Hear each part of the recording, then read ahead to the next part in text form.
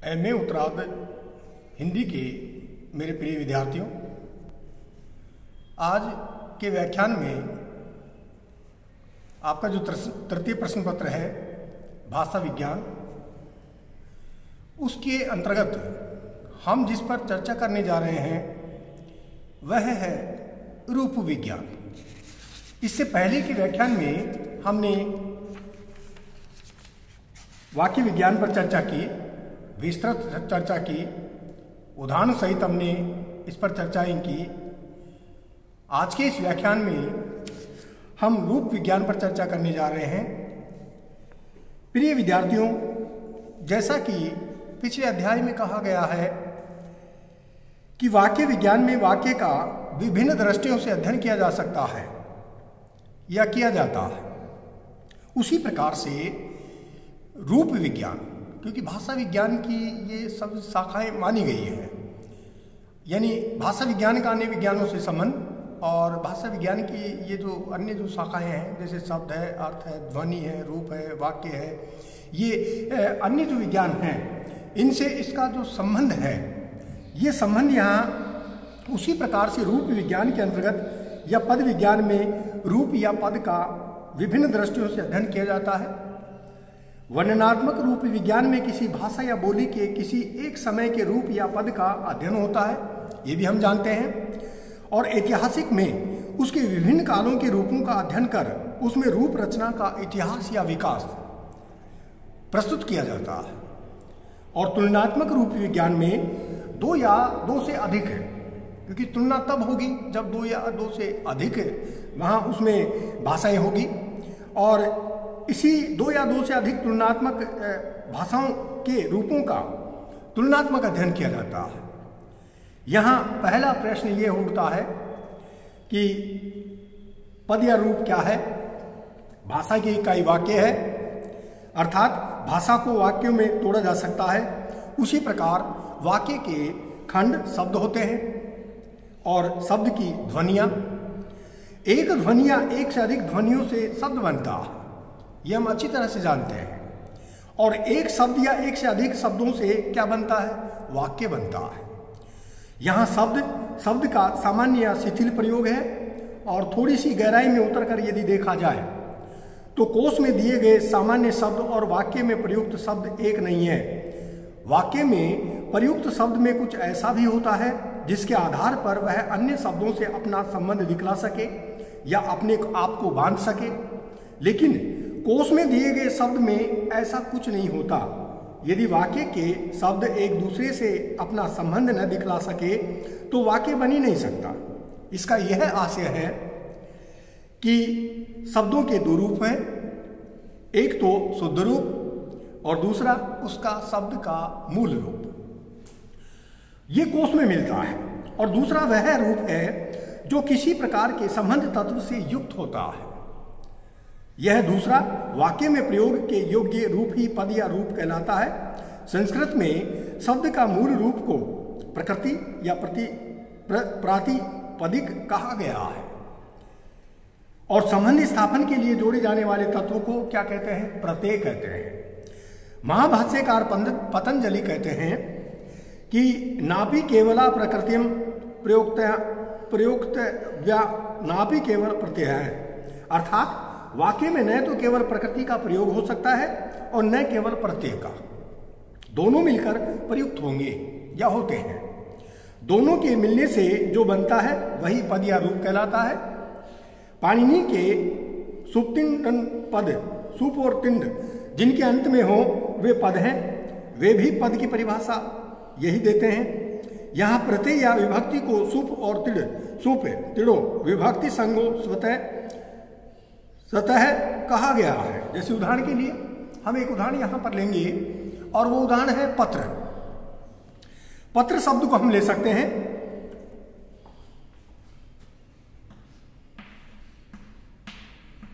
पत्र जो शब्द है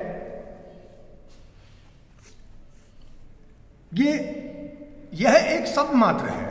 जैसा मानते हैं कि पत्र जो है वो एक शब्द मात्र है, और संस्कृत के किसी वाक्य में इसे प्रयोग करना चाहें तो इसी रूप में हम इसका प्रयोग नहीं कर सकते। संस्कृत में यदि इस पत्र का हम प्रयोग करना चाहें तो इसी रूप में हम उस संस्कृत में इसका प्रयोग नहीं कर सकते। क्यों? क्योंकि वैसा करने के लिए इसमें कोई संबंध सूचक विभक्ति जोड़नी होगी, जैसे पत्रम, पतति, पत्ता गिरता है। अब यहां हम स्पष्ट देख रहे हैं कि शुद्ध शब्द तो पत्री है और वाक्य में प्रयोग करने के लिए उसे पत्रम का रूप धारण करना पड़ा है। संस्कृत में यही पत्र क्या हो जाएगा? पत्रम हो जाएगा। यहां वाक्य में प्रयोग करने के लिए उसे पत्रम का रूप धारण करना पड़ा है, अर्थात पत्र शब्द और पत्रम पद। पत्र तो शब्द है और पत्रम क्या है? पद है। वो पत्र तो शब्द माना गया है और पत्रम क्या माना गया है? पद माना गया है। अब हम आगे चलते हैं कि स्थान प्रधान या अयोगात्मक भाषाओं, जैसे चीनी भाषा को हम इसमें सम्मिलित कर सकते हैं, और आदि में शब्द और पद का यह भेद नहीं दिखाई पड़ता। और इसका कारण यह है कि यहाँ शब्दों में संबंध दिखाने के लिए किसी संबंध तत्व अर्थात विभक्ति आदि को के जोड़ने की आवश्यकता वहाँ नहीं पड़ती है। शब्द के स्थान से ही शब्द का संबंध अन्य शब्द से स्पष्ट हो जाता है, या दूसरे शब्दों में बिना विभक्ति आदि जोड़े किसी वाक्य में अपने विशिष्ट स्थान पर रखे जाने के कारण ही शब्द क्या बन जाता है? पद बन जाता है।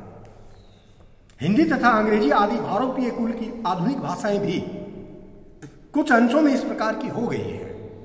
उदाहरण के लिए लड्डू, लड्डू को हम हिंदी का शब्द मानते हैं और इसे वाक्य में रखना हुआ तो बिना किसी परिवर्तन के या विभक्ति आदि लगाकर पद बनाए बिना ही रख दिया। लड्डू गिरता है और लड्डू ने वाक्य में जाते ही अपने स्थान के कारण, यहां कर्ता का स्थान है, अपने को पद बना लिया और उसका अन्य शब्दों से संबंध स्पष्ट हो गया। दूसरी ओर राम लड्डू खाता है, में भी वही लड्डू है लेकिन स्थान विशेष के कारण यहां उसके संबंध और प्रकार के हो गए हैं। वह कर्ता न होकर क्या हो गया है? कर्म हो गया है। अंग्रेजी से भी इस प्रकार के अगणित उदाहरण लिए जा सकते हैं, जैसे राम किल्ड मोहन तथा मोहन किल्ड राम, यानी कर्ता कर्म हो जाता है और कर्म कर्ता हो जाता है। तो ऐसे वाक्य भी यहाँ भाषा के अंतर्गत यहाँ प्रयुक्त में लिए जाते हैं। अब हम बात करेंगे शब्द के ही बारे में। पद शब्द पर ही आधारित होते हैं, अतः पहले संक्षेप में शब्द रचना विचारणीय है। एकाक्षर परिवार की भाषाओं में शब्द की रचना का प्रश्न ही नहीं उठता। उसमें तो केवल एक ही इकाई होती है जिसमें विकार कभी नहीं होता, और जिसे धातु शब्द या पद सब कुछ कह सकते हैं। कुछ प्रचलित योगात्मक पूर्ण भाषाओं में पूरे वाक्य का ही क्या बन जाता है? शब्द बन जाता है। जैसे पीछे हम लोग नाधो, लिलिन आदि देख चुके हैं। ऐसे शब्दों पर भी यहाँ विचार नहीं किया जा सकता, क्योंकि उनका रूप मात्र ही क्या है? शब्द जैसा है या शब्द सा है। वे असल में क्या है? वाक्य ही हैं। ये वाक्य जिन शब्दों से बनते हैं ये भी एक प्रकार से बने बनाए शब्द हैं, अतः उन पर भी विचार करने से यहाँ आवश्यकता, उनके विचार करने की यहाँ कोई आवश्यकता नहीं है। शेष अधिकतर भाषाओं में शब्द की रचना धातुओं में पूर्व, मध्य या पर, आरंभ, बीच या अंत में प्रत्यय जोड़कर होती है। जैसे भारतीय परिवार की भाषाओं में शब्द की रचना बहुत ही महत्वपूर्ण मानी गई है और इसमें प्रत्येक शब्द का विश्लेषण धातुओं तक किया जा सकता है। सेमेटिक परिवार में यही बात है। धातुएं विचारों की धुतिका होती है और शब्द बनाने के लिए उपसर्ग, पूर्व प्रत्यय और प्रत्यय दोनों ही आवश्यकता अनुसार उसमें क्या होते हैं? जोड़े जाते हैं। उपसर्ग जोड़ने से मूल के अर्थ में परिवर्तन हो जाता है, जैसे विहार, संहार, परिहार आदि में प्रत्यय जोड़कर उसी शब्द के अर्थ या पद बना दिए जाते हैं। जैसे क्रय धातु में तृच प्रत्यय जोड़ने से कृत शब्द बना। प्रत्यय के भी दो प्रकार होते हैं, एक जो सीधे धातु में जोड़ दिए जाते हैं और दूसरे उन्हें हम क्या कहते हैं? कृत प्रत्यय कहते हैं। और दूसरे वे त्वधित प्रत्यय कहते हैं, जिन्हें हम सीधे रूप में नहीं जोड़ सकते। त्वधित को धातु में कृत प्रत्यय जोड़ने के बाद में क्या होता है? जोड़ा जाता है। इन दोनों में यही अंतर है। ये कृत प्रत्यय को तो सीधा हम जोड़ सकते हैं शब्द में, लेकिन जो त्वधित प्रत्यय है उसे हम कृत प्रत्यय जोड़ने के बाद में ही यहाँ जोड़ पाएंगे। फिर हम बात करेंगे पद पर। जैसे शब्द को वाक्य में प्रयुक्त होने के योग्य बना लेने पर उसे हम पद की संज्ञा दे देते हैं। और अयोगात्मक भाषाओं में पद नाम की शब्द से कोई अलग वस्तु नहीं होती, जैसा ऊपर कहा भी जा चुका है, हम चर्चा भी कर चुके हैं कि वहाँ शब्द स्थान के कारण पद बन जाता है। और योगात्मक भाषाओं में पद बनाने के लिए शब्द में संबंध तत्व को जोड़ने की आवश्यकता होती है। यहाँ शब्द पर हम विचार कर चुके हैं और यहाँ संबंध तत्व और उसके जोड़ने की विधि पर विचार किया जा सकता है। संबंध तत्व, अब हम चर्चा करेंगे संबंध तत्व की कि संबंध तत्व क्या होता है और कैसे इसको जोड़ा जाता है। बताया जाता है वाक्य में दो तत्व संबंध और अर्थ होते हैं, दोनों में प्रधान अर्थ तत्व है, दूसरे को संबंध तत्व कहते हैं। और संबंध तत्व का कार्य है विभिन्न अर्थ तत्वों का आपस में संबंध दिखलाना।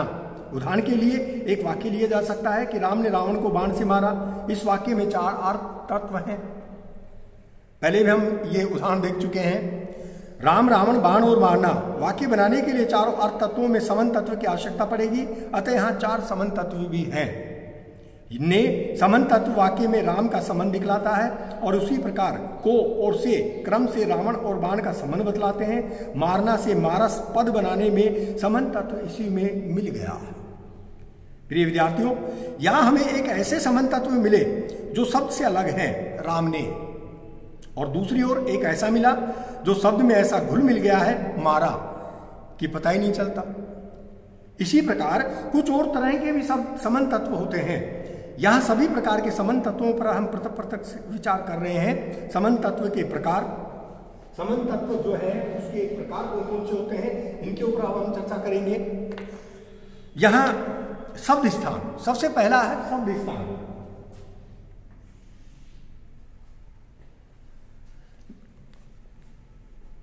शब्दों का स्थान भी कभी कभी संबंध तत्व का काम करता है।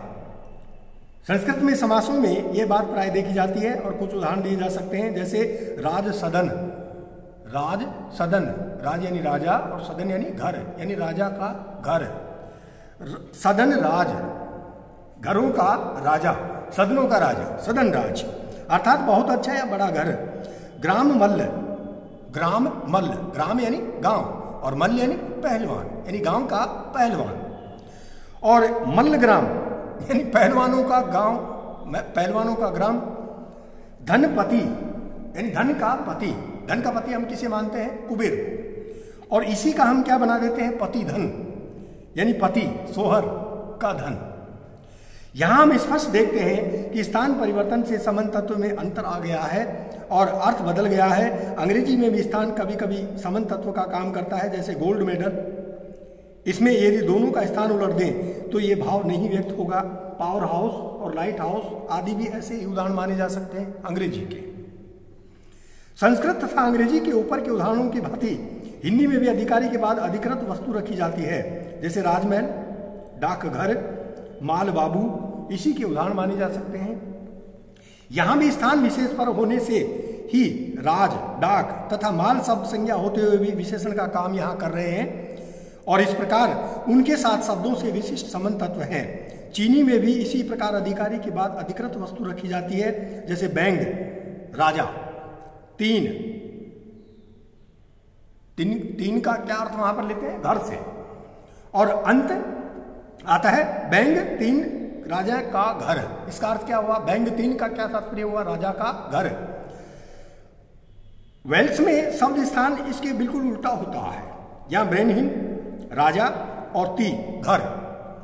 पर यदि राजा का घर कहना होगा तो हिंदी या चीनी आदि की भांति ब्रेनहीन ती न कहकर ती ब्रेनहीन कहेंगे। वाक्यों में भी स्थान से संबंध तत्व स्पष्ट हो जाता है। यह बात चीनी आदि स्थान प्रधान भाषाओं में विशेष रूप से पाई जाती है। उदाहरण स्वरूप, निंगो तय निंग, मैं तुम्हें मारता हूं, निंग तंगो, तू मुझे मारता है। अंग्रेजी तथा हिंदी में भी इसके उदाहरण मिल जाएंगे, मोहन किल्ड राम और राम किल्ड मोहन। कहना न होगा कि पहले वाक्य में मोहन और राम का संबंध दूसरा है, पर स्थान परिवर्तन मात्र से ही दूसरे वाक्य में वाक्य पूर्णतः परिवर्तित हो गया है। हिंदी में चावल जल रहा है, मैं चावल खाता हूं। इन दोनों वाक्यों में बिना किसी विभक्ति के केवल चावल शब्द है, पर स्थान की विशिष्टता के कारण वह दोनों में दो प्रकार का संबंध दिखला रहा है। पहले में कर्ता है तो दूसरे में वही क्या बन गया है, कर्म बन गया है। अब हम लेते हैं दूसरा, शब्दों के जो का त्यों छोड़ देना। शब्दों को जो का त्यों छोड़ देना। कभी कभी कोई भी समन तत्व न लगाकर शब्दों को जो का त्यों छोड़ देना ही समन तत्व का बोधक हो जाता है या होता है। अंग्रेजी में सामान्य वर्तमान में प्रथम पुरुष एक वचन आई गो तथा सभी बहुवचनों वी गो, यू गो, दे गो में क्रिया को जो का त्यों जोड़ देते हैं। अंग्रेजी में सीप का बहुवचन सीप ही है। संस्कृत में ऐसी संज्ञाएं जैसे वणिक, भूभृत, मरुत, विद्युत, वारी, दधि, विद्या, नदी तथा स्त्री आदि ये कम नहीं है, जिनका अविकृत रूप ही प्रथमा एक वचन का बोधक है। और आधुनिक भाषा विज्ञान वेत्ताओं ने स्पष्टता के लिए ऐसे रूपों को शून्य संबंध तत्व युक्त रूप कहा है, अर्थात मूल शब्द में शून्य संबंध तत्व जोड़कर ये बने हुए हैं। अब है तीसरा, स्वतंत्र शब्द। संसार की बहुत सी भाषाओं में स्वतंत्र शब्द भी संबंध तत्व का कार्य करते रहते हैं और हिंदी के सारे परसर्ग या कारक चिन्ह कौन कौन से होते हैं, जिनमें हम ने, को, से, पर, में, का, की, के, ये सारे संबंध तत्व माने गए हैं, इसी वर्ग के हैं और उनका कार्य दो या अधिक शब्दों का वाक्य या वाक्यांश या शब्द समूह में संबंध दिखलाना ही है। यहाँ अंग्रेजी के टू, फ्रॉम, ऑन तथा इन आदि भी इसी श्रेणी के शब्द हैं। संस्कृत के इति आदि एवं च आदि भी ऐसे ही शब्द माने गए हैं। और चीनी में रिक्त का तात्पर्य होता है एम्प्टी, अंग्रेजी में एम्प्टी हम उसको कहेंगे, और पूर्ण यानी फुल। दो प्रकार के शब्द होते हैं। रिक्त शब्दों का प्रयोग संबंध तत्व दिखलाने के लिए होता है और चीनी के तित्सित का यू को तुसुंग से तथा ली पर रिक्त शब्द है, जो ऊपर के हिंदी तथा अंग्रेजी शब्दों की श्रेणी में आते हैं। और ग्रीक, लैटिन, फारसी तथा अरबी में भी इस प्रकार के संबंध तत्वदर्शी स्वतंत्र शब्द अवश्य मिलते हैं। प्रिय विद्यार्थियों, कभी कभी जो है वो दो स्वतंत्र शब्दों का भी प्रयोग संबंध तत्व के लिए होता है। जैसे हिंदी का एक वाक्य हम यहाँ उदाहरण के रूप में ले सकते हैं, अगर पिताजी की नौकरी छूट गई। एक वाक्य हम यहाँ लेंगे, अगर पिताजी की नौकरी छूट गई तो मुझे पढ़ाई छोड़ देनी पड़ेगी।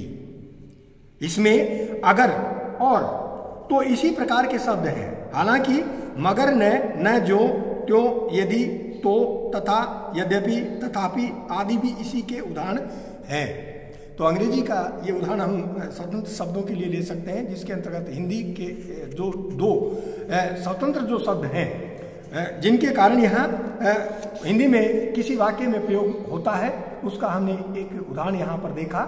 प्रिय विद्यार्थियों, आज के व्याख्यान में बस इतना ही। अगले व्याख्यान में आपको रूप विज्ञान के बारे में बहुत ही विस्तृत रूप से यहाँ जानकारी दी जाएगी।